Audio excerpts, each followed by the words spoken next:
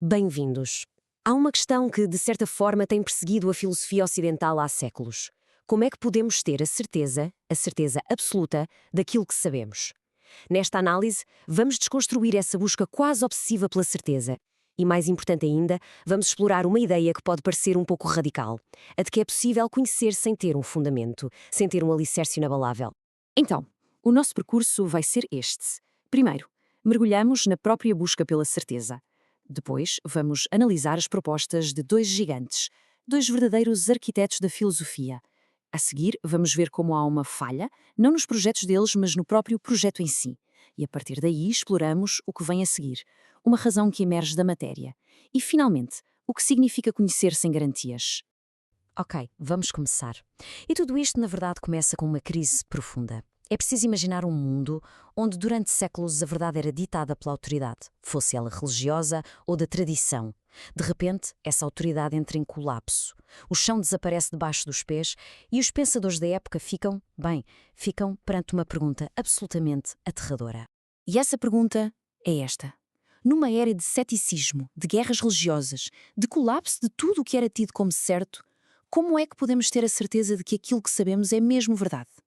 A necessidade de uma resposta era urgente. Era preciso reconstruir o saber a partir de algo sólido. E a resposta que surgiu, a grande resposta da filosofia moderna, tem o nome fundacionalismo epistemológico.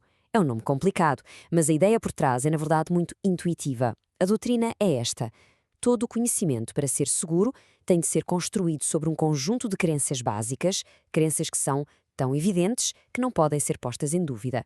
Pensem num edifício construído sobre uma fundação de betão. E esta é a chave de tudo. A metáfora da arquitetura. O conhecimento é como um edifício. Ora, se o conhecimento é um edifício, o que é que acontece se os alicerces não forem seguros? A resposta parece óbvia, não é? A estrutura inteira colapsa. E é aqui que está o poder desta metáfora. Ela não descreve apenas o problema, ela cria a urgência. De repente, encontrar uma fundação perfeita não é só uma boa ideia, parece ser uma questão de vida ou de morte para o saber. Pois bem, se a tarefa é construir este grande edifício do conhecimento, então precisamos de arquitetos. E vamos olhar para dois dos maiores mestres que aceitaram este desafio, Descartes e Spinoza. Cada um com um projeto, uma planta radicalmente diferente.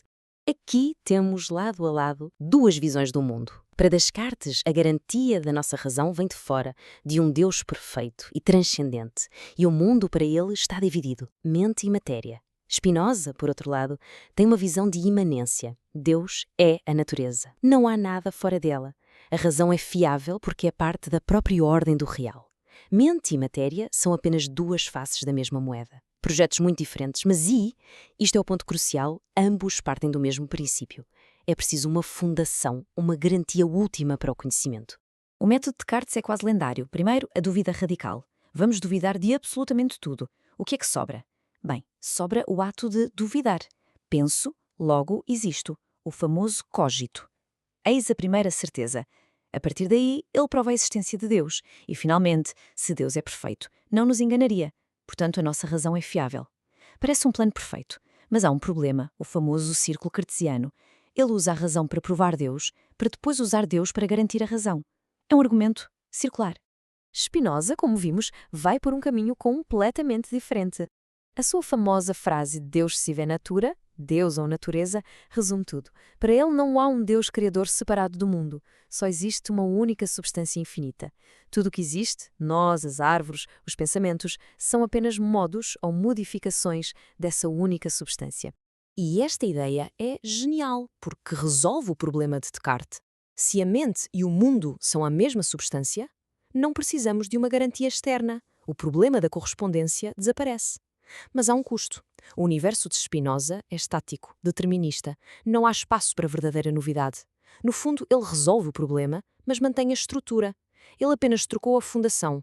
Em vez de um Deus transcendente, a fundação passa a ser esta substância imanente e total.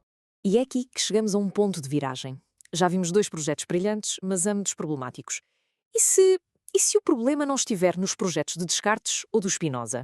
E se o problema estiver na própria planta, na ideia de que o conhecimento precisa de ser um edifício? E se a falha estiver na própria metáfora arquitetónica? Quando paramos para pensar, esta metáfora tem pressupostos que não batem certo com a realidade. Primeiro, a temporalidade. Num prédio, os alicerces vêm primeiro, mas o conhecimento não funciona assim. A física de Newton, por exemplo, funcionou durante séculos antes de a lógica ser desenvolvida para a formalizar. Segundo, a unidade. Um edifício é uma coisa só, mas o conhecimento tem sistemas diferentes, até incompatíveis, que funcionam perfeitamente nos seus domínios. E terceiro, a falha global. Se os alicerces de um prédio racham, tudo vem abaixo. Mas na ciência, quando uma teoria é refutada, isso não destrói o campo inteiro. É uma falha local. E esta é a conclusão demovidora.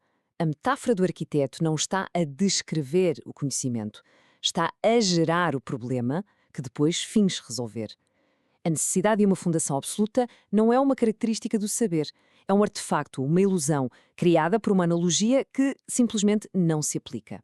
Ok, se o modelo antigo, o do edifício, não serve, então qual é a alternativa? Se deitamos fora a planta, como é que pensamos o conhecimento? A proposta que vamos explorar agora é radical. Em vez de olharmos para cima, para garantias divinas, vamos olhar para baixo, para a matéria. A alternativa chama-se materialismo emergentista. A ideia central é esta. A razão não é um presente dos deuses, não é um espelho de uma ordem eterna.